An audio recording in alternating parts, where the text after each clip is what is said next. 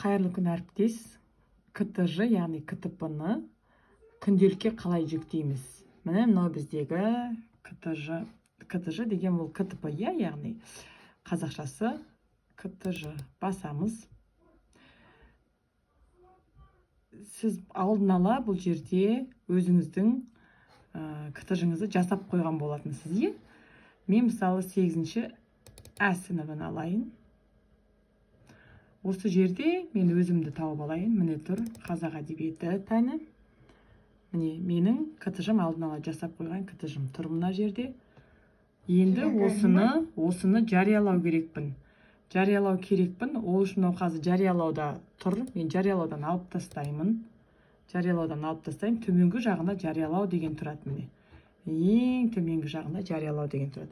Жаңа жариялаудан алып тастадым. Енді жариялаудан алғаннан кейін мен не істеймін? Күнімді қойып алам. Мысалы, мынау 1-ші тоқсан бойынша күн қойылып тұр. 3 күні, 5 күні, 8 күні болады. Мен оны былай мына жердегі қаламның суретін басам. Мына жерде міне тақырып шығады. Мына жерге күнді бүйтіп календарды басам да, 3 күні болатын күнді басам да, сосын сақтау деп басам. Сақталып, 3 күн сақталып тұрады мына өзі. Міне сақталып жатыр. Енді осылай мен 2-ші тоқсанның күнін қою керекпін. Осылай мен осы тоқсанды бітірдім. Енді 5-і күні болмайды дейік. Мысалы, менде нешесі күні болады? Мысалға, менде бұл 7-сі күні болады дейік. Мысалға, 7-сі күні әдебиет болады дейік. Міне сақтадым. Енді жариялау керекпін. Қараңыз. Жариялау төменгі жағында жариялау деген тұрады. Жариялауды басқан кезде мынандай шығады. Бұны жариялау деймін. Үлестіру дегенді басам. Үлестіруді басқаннан кейін осындай кезеңдерді таңдау деген тұрады. Мен әрі қарай деймін. Әрі қарай дегенді басам.